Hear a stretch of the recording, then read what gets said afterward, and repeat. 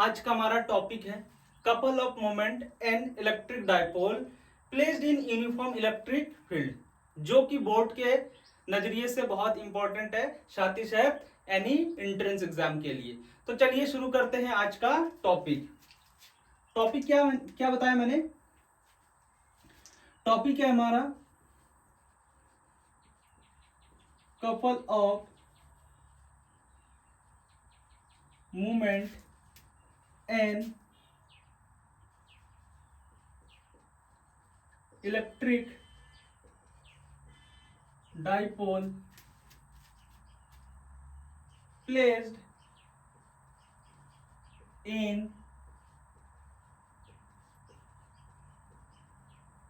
uniform electric. तो ये आज का हमारा टॉपिक है। हमें देखना है कि जब किसी इलेक्ट्रिक डाइपोल को यूनिफॉर्म इलेक्ट्रिक फील्ड में रखा जाता है, वो भी कुछ एंगल से, तो उस पर लगने वाला जो फोर्स होता है, वो फोर्स जो है वो एक पेयर बनाता है, उसी को हम बोलते हैं कपल ऑफ मूवमेंट। तो देखते हैं कैसे हम उसको ड्राइव करते हैं और इसकी कॉन्सेप्ट क्या है। तो सबसे पहले हमें एक क्या मानना है, यूनिफॉर्म इलेक्ट्रिक फील्ड। सपोज करो कि हमारे पास एक क्या है, यूनिफॉर्म इलेक्ट्रिक फील्ड है।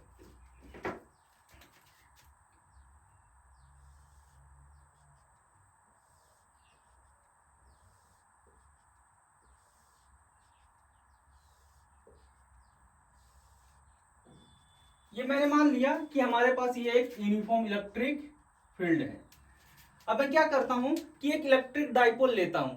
आपको पता है ना कि इलेक्ट्रिक डाइपोल क्या होता है? एक ऐसा सिस्टम होता है जिसमें दो टू सेम चार्ज, बट कैसे होते हैं, दो। आपको पता है ना इलेक्ट्रिक डाइपोल क्या होता है? तो इलेक्ट्रिक डाइपोल एक सिस्टम होते हैं जिसमें टू चार्ज इक्वल, बट क्या होता है,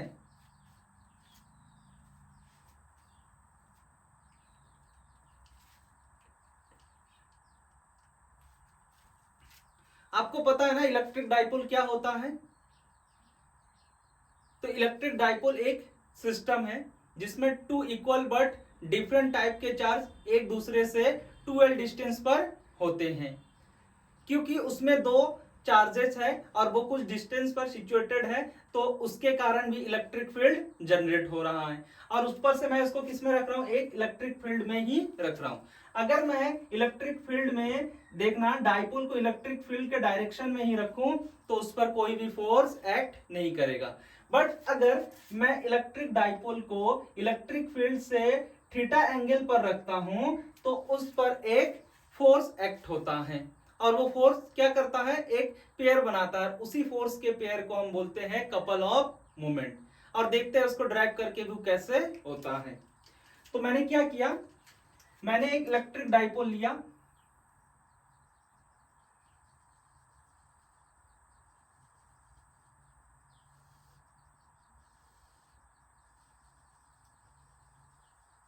ये हमारे पास एक इलेक्ट्रिक डाइपोल है।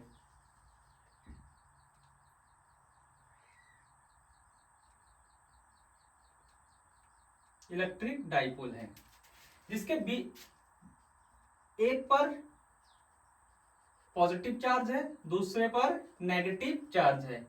ये एक दूसरे से 2l डिस्टेंस पर सिचुएटेड है। क्या इतना क्लियर है? अब देखो, इसको मैं इलेक्ट्रिक फील्ड से, क्या इधर इलेक्ट्रिक फील्ड है, इसको मैं इलेक्ट्रिक फील्ड से थीटा एंगल पर रखता हूं। किस एंगल पर रखता हूं? थीटा एंगल पर।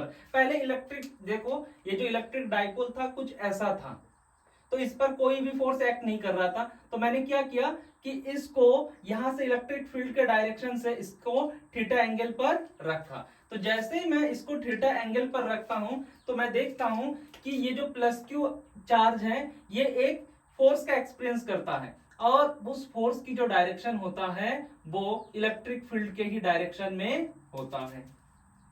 बट ये भी एक फोर्स का एक्सपीरियंस करता है, बस उसकी डायरेक्शन किधर होता है, इलेक्ट्रिक फील्ड के डायरेक्शन के ऑपोजिट डायरेक्शन में। तब ये क्या करता है कि ये एक फोर्स का पेयर बनाते हैं, और जब वो फोर्स का पेयर बनाते हैं तो ये क्या करता है, वही फोर्स इस इलेक्ट्रिक डाइपोल को इलेक्ट्रिक फील्ड के डायरेक्शन में लाने की कोशिश करता है। क्या इतना क्लियर है? ठीक है, देखो अब इधर देखना, क्या इलेक्ट्रिक डाइपोल पहले ऐसे था? बिल्कुल था।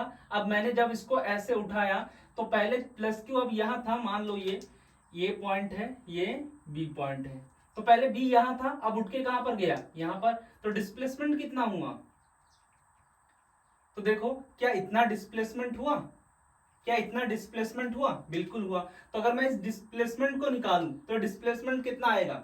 देखो एक्स एक्सेस से थीटा बना रहा है और ये वाई एक्सेस है, ये रेफरेंस एक्सेस है ना, और ये वाई एक्सेस है, तो यहां से भी थीटा बन रहा है, तो डिस्टेंस क्या है 2l, तो इसकी जो डिस्प्लेसमेंट क्या हो जाएगा 2l, वाई एक्सेस में इसलिए साइन थीटा। क्या है? Sine theta.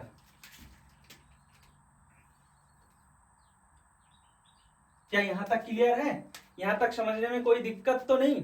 ठीक है, अगर यहां तक समझने में दिक्कत नहीं तो मैं एक चीज आपको और बताता हूं कि ये जो फोर्स का पेयर बन रहा है, और ये देखो ना, ये फोर्स और ये फोर्स इक्वल है, बट डायरेक्शन में क्या है, ऑपोजिट है। तो एक फोर्स क्या करता है, इधर फोर्स लगाता है और एक फोर्स इधर लगाता है। तो जब एक फोर्स इधर एक फोर्स इधर, तो वो क्या होता है कि फोर्स लगाते हुए वो ऐसे आने की कोशिश करता है। मींस ये जैसे ये फोर्स इधर होता है, ये फोर्स इधर आता है, तो ये जो इलेक्ट्रिक डाइपोल है वो इलेक्ट्रिक फील्ड के डायरेक्शन में आने का प्रयत्न करते हैं।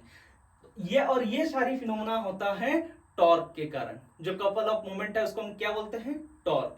किसके कारण? टॉर्क के कारण। तो जैसे आप आज के बाद याद रखना कि जैसे आप किसी इलेक्ट्रिक डाइपोल को किसी यूनिफॉर्म इलेक्ट्रिक फील्ड में रखते हो तो उस पर एक टॉर्क लगता है। क्या लगता है? टॉर्क लगता है। इमेजिनेशन करो कि यहाँ पे यूनिफॉर्म इलेक्ट्रिक फील्ड है, और जैसे मैं उसको थीटा एंगल पर क्या किया, उस इलेक्ट्रिक फील्ड में रखा, तो इस पर एक टॉर्क लगता है, और वो टॉर्क क्या करता है कि इस इलेक्ट्रिक डाइपोल को इलेक्ट्रिक फील्ड जो इलेक्ट्रिक फील्ड है इलेक्ट्रिक फील्ड के डायरेक्शन में लाने की कोशिश करता है। तब हम देखेंगे कि कब टॉर्क मैक्सिमम होता है और कब टॉर्क मिनिमम होता है। तो क्या होता है, हम जानते हैं जो इस पर टॉर्क लग रहा है वो टॉर्क क्या होगा, फोर्स इनटू में डिस्प्लेसमेंट। क्या यही होगा? क्या यही होगा? ठीक है, तो टाउ बराबर फोर्स क्या है, F इंटू डिस्प्लेसमेंट क्या है 2L साइन थीटा। अब एक चीज देखो, ये जो फोर्स है ना, हम जानते हैं जब किसी चार्ज पार्टिकल को यूनिफॉर्म इलेक्ट्रिक या इलेक्ट्रिक फील्ड में रखते हैं तो उस पर एक फोर्स एक्ट करता है।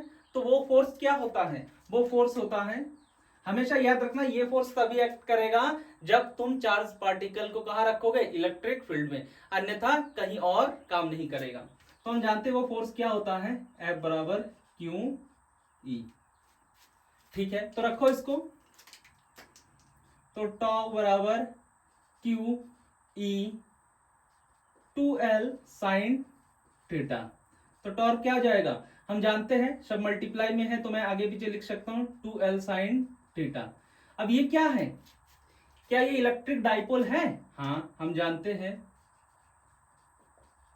जो इलेक्ट्रिक डाइपोल होता है वो क्या होता है, P इक्वल टू 2QL। तो यहां पे मैं क्या रख सकता हूं, टॉर्क P और E साइन थीटा।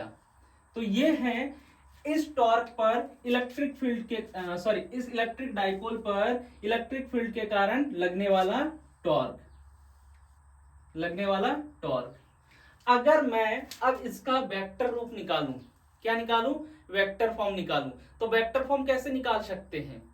देखो फोर्स किधर लग रहा है, एक फोर्स इधर लग रहा है, एक फोर्स इधर, तो ये क्या कर रहा है, इलेक्ट्रिक फील्ड की डायरेक्शन में आने की कोशिश कर रहा है। ये तुम्हारा जो इलेक्ट्रिक डाइपोल है वो इलेक्ट्रिक फील्ड की डायरेक्शन में आने की कोशिश कर रहा है। तो कैसा होगा ये कुछ ऐसा होगा, क्या ऐसा होगा? ठीक है, तो कैसा, देखो ये, तो क्या आ रहा, क्या होगा, ई क्रॉस क्या हो जाएगा P, क्योंकि ये पूरा P है और P जो है वो E के डायरेक्शन में आने की कोशिश कर रहा है तो क्या होगा E क्रॉस P। तो अगर मैं इसका वेक्टर फॉर्म निकालूं तो ये क्या आ जाएगा P क्रॉस E। ये आ गया हमारा टॉर्क इस पर लगने वाला, किसके कारण, यूनिफॉर्म इलेक्ट्रिक फील्ड के कारण। क्या इतना क्लियर है? अगर इतना क्लियर है तो अब इसके हम दो स्पेशल कंडीशन करते हैं, और वो दो स्पेशल कंडीशन क्या होता है, एक होता है मिनिमम टॉर्क और दूसरा होता है मैक्सिमम टॉर्क।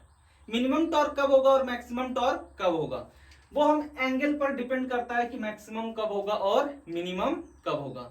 देखो एक चीज नोट करना कि जब इलेक्ट्रिक डाइपोल, जो हमारी ये इलेक्ट्रिक डाइपोल है, जब वो इलेक्ट्रिक फील्ड के ही डायरेक्शन में है, किस डायरेक्शन में है, इलेक्ट्रिक फील्ड के डायरेक्शन में है, तो दोनों एक दूसरे के क्या है, पैरेलल है। अगर दोनों एक दूसरे के पैरेलल है, पहले हम देखते हैं दो स्पेशल कंडीशन।